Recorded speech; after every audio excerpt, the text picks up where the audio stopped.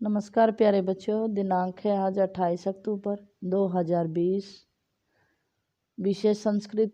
उप विषय है रुचिरा तृतीय भाग का 8वीं कक्षा का अंतिम पाठ सप्तदश पाठ है। 17वां पाठ सर्वत्र समदर्शन है, सभी जगह समान भाव से देखने वाला।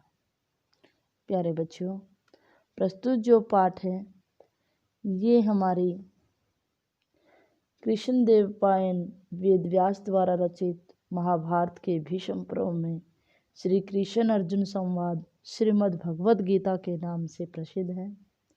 और प्रस्तुत ग्रंथ में क्या है, ज्ञान योग और कर्म योग का उपदेश दिया गया है।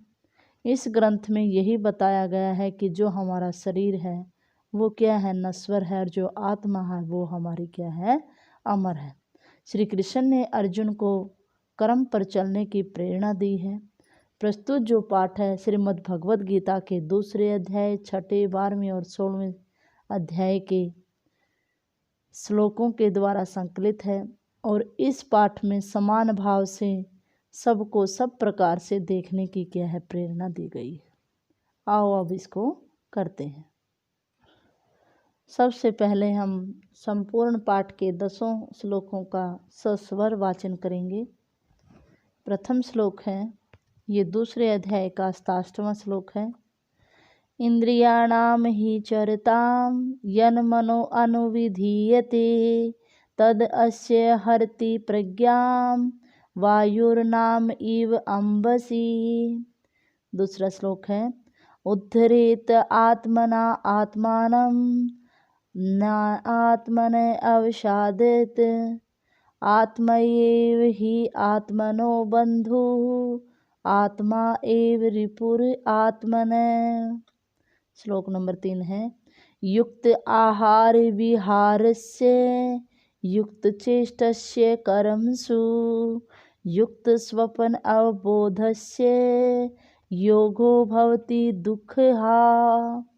श्लोक नंबर 4, सर्वभूतस्थ आत्मानं सर्वभूतानि च आत्मनि ईक्षिते योग युक्त आत्मा सर्वत्र समदर्शन असंशयं महाभायो मनो दुर्निग्रहं चलम् अभ्यासेन तु कौन्तेय वैराग्येन च गृह्यते तपस्विभ्यो अधिको योगी ज्ञानीभ्यो मतो अधिक कर्मिभ्यश्च अधिको योगी तस्माद् योगी भव अर्जुन यस्मात् न उद्विजिते लोको लोकात् न उद्विजिते च ये हर्ष अहर्ष भय उद्वेगैर्मुक्तो यस च मे प्रिय। आगे है श्लोक नंबर 8, तेज क्षमा धृति शोचम द्रोहो न अतिमानिता भवन्ति संपदं देवीं अभिजातस्य भारत दम्भो दर्पो अभिमानश्च क्रोधे पारुषम् एव च अज्ञानं च अभिजातस्य पार्थ संपदम आशुरीम। इस श्लोक का अंतिम श्लोक है 16वें अध्याय का 12वां श्लोक। आशा पास सतैर्बद्धा काम क्रोध परायणा ईहन्ते काम भोग अर्थम अन्यायेन अर्थ संचया। प्यारे बच्चों, ये हमारा इस पाठ का सस्वर वाचन था। हमने आपको पहले भी बताया है, जो तरज आपको अच्छी लगे आप उसी में इसका सस्वर वाचन कर सकते हैं। सस्वर वाचन करने से हमें हमारे श्लोकों का अच्छी प्रकार से ज्ञान होता है, उनकी संधि और विच्छेद का पता चलता है, तो इसे अवश्य ही करना चाहिए। आओ अब इसका अनुवाद करते हैं। श्लोक नंबर 1 है, इंद्रियाणाम हि चरताम यन मनो अनुविधीयते तद अस्य हरति प्रज्ञां वायुर्नाम इव अम्बसि। प्रस्तुत जो श्लोक है हमारा, ये हमारे दूसरे अध्याय का 67वां श्लोक है। और इस श्लोक में क्या बताया है कि मनुष्य की बुद्धि को हरने वाला क्या होता है, कि इंद्रियाणाम ही क्योंकि अम्बसी जल में चरताम विचरण करती हुई नावम वायु इव, नाव को वायु हर लेती है, इव उसी प्रकार, कि जिस प्रकार जल में चलने वाले नाव को वायु हर लेती है, उसी प्रकार इंद्रियाणाम इंद्रियों में यन मनो अनुविधीयते, इंद्रियों में विचरती हुई या विषयों के अंदर विचरती हुई इंद्रियों में से मन जिस इंद्रिय के साथ रहता है, तद अश्य हरति प्रज्ञा, वह उसकी बुद्धि को क्या है, हर लेता है। कहने का भाव क्या है कि जिस प्रकार चलती हुई नाव में वायु को हर लेती है, उसी प्रकार विषयों में विचरण करती हुई इंद्रियां जिस इंद्रिय के साथ रहता है, वह उसकी बुद्धि को क्या है, हर लेती है या उसको अपना अनुचर बना देती है। आगे है श्लोक नंबर 2, उद्धरेत आत्मना आत्मनम न आत्मनम अवसादयेत आत्मैव ही आत्मनो बंधुरात्मने रिपुरात्मने। अन्वय है इसका,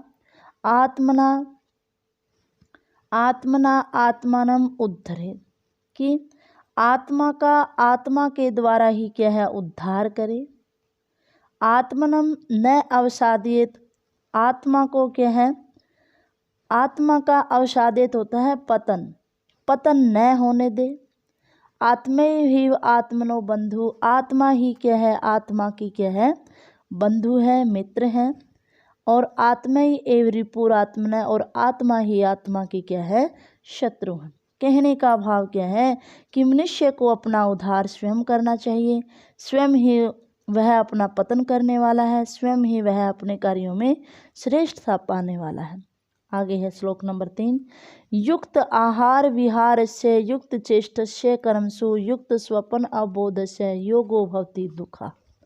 फिर इसका अन्वय क्या आएगा कि युक्त आहार विहार से। प्रस्तुत जो श्लोक है इसमें क्या है, व्यक्ति के योग को दुख का नाशक बताया गया है, कि जो मनुष्य क्या करता है, यथा योग्य आहार यानी भोजन लेता है,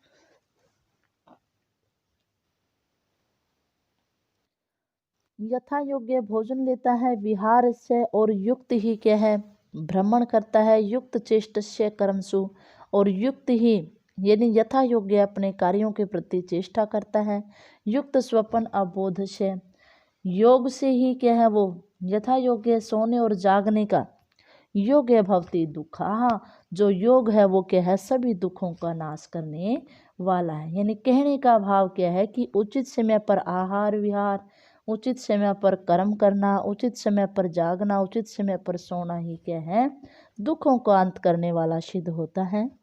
आगे है श्लोक नंबर 4, सर्वभूतस्थ आत्मानं सर्वभूतानि आच्य आत्मानि ईक्षिते योग युक्त आत्मा सर्वत्र समदर्शन। फिर इस श्लोक में क्या बताया कि योग युक्त आत्मा, योग से युक्त आत्मा वाला व्यक्ति समदर्शन है, सर्वत्र है, सर्वत्र सभी जगह समदर्शन है, समान भाव से देखने वाला होता है। सर्वत्र आत्मानं सर्वभूतस्थम, सभी जगह वह क्या है, सभी जीवों में स्थित आत्मा को देखता है। सर्वभूतानि च आत्मानि, और संपूर्ण जीवों को आत्मा में स्थित देखता है। यानी कहने का भाव क्या है कि जो योग युक्त आदमी है ना, वो क्या करता है, संसार के सभी व्यक्तियों के साथ समान व्यवहार करता है, क्योंकि वह अपनी आत्मा में सर्वभूतानि आत्मस्थम, सभी वह अपनी आत्मा में सभी जीवों की आत्मा और सभी जीवों में क्या है, अपनी आत्मा को देखता है। आगे है श्लोक नंबर 5, असंशयम महाभाव मनो दुर्निग्रहम चलम अभ्यासेन तो कौन्तेय वैराग्येन च गृह्यते। फिर इस श्लोक में क्या बताया कि महाभाव कि हे विशाल भुजाओं वाले कुंती पुत्र अर्जुन, असंशयम निस्संदेह, मन है जो चंचलम चंचल है, दुर्निग्रहम उसको क्या है वश में करना क्या है कठिन है। किंतु तू का क्या आएगा, किंतु अभ्यासेन अभ्यास के द्वारा कौनते है हे कुंती पुत्र अर्जुन, वैराग्येन और वैराग्य के द्वारा गृह्यते मन को क्या है वश में किया जा सकता है। आगे है श्लोक नंबर 6, तपस्वीभ्यो अधिको योगी ज्ञानीभ्यो अधिको मतः कर्मीभ्यश्च योगी तस्मात् योगी भव अर्जुन। फिर इस श्लोक में क्या बताया कि तपस्वी जो योगी पुरुष होता है ना, वो किससे होता है, तपस्वी भ्यो अधिक है, वह क्या है तपस्वियों में श्रेष्ठ है। ज्ञानी भ्यो अधिक है मत है, वह ज्ञानियों में श्रेष्ठ है। कर्मी भ्यो वह कर्म कार्य करने वालों में श्रेष्ठ है। तस्माद योगी भव अर्जुन, इसलिए हे अर्जुन तुम क्या है योगी बनो।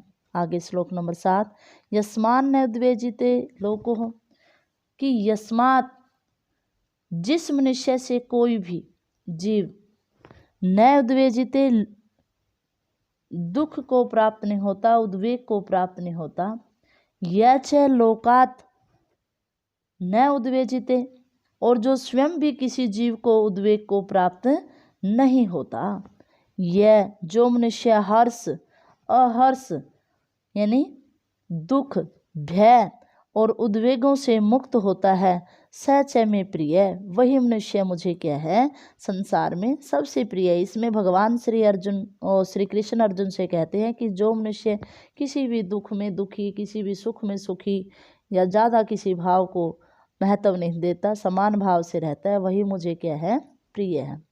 तेज क्षमा धृति ही सोचो द्रोहम न अति महता मानिता भवंती संपदम देवी अभिजातस्य भारत।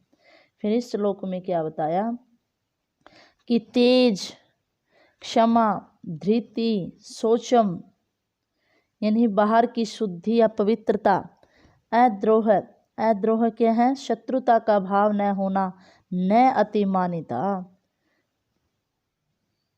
जो अपने में पूज्यता का अभिमान का अभाव रखता हो, एतेषु इनमें से भारत है हे अर्जुन देवीम संपदम अभिजातस्य है, देवीम संपदा को लेकर उत्पन्न हुए, संपदम भवंती ही उत्पन्न हुए पुरुष के क्या है ये लक्षण है। कहने का भाव क्या है कि इस देवी संपत्ति से संपन्न व्यक्ति में तेज क्षमा और सद्गुणों का क्या होता है वास होता है। दंभो द्रपो अभिमानस्य है।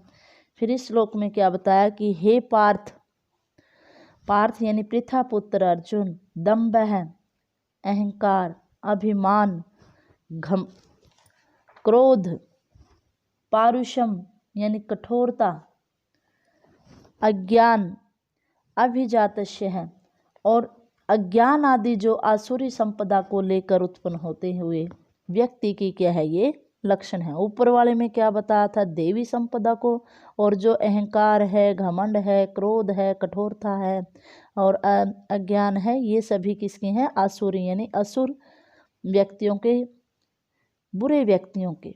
आगे है श्लोक नंबर 10, आशा पास सतैर बद्धा काम क्रोध परायण ईहंते काम भोग अर्थन अन्यान अर्थ संशयन।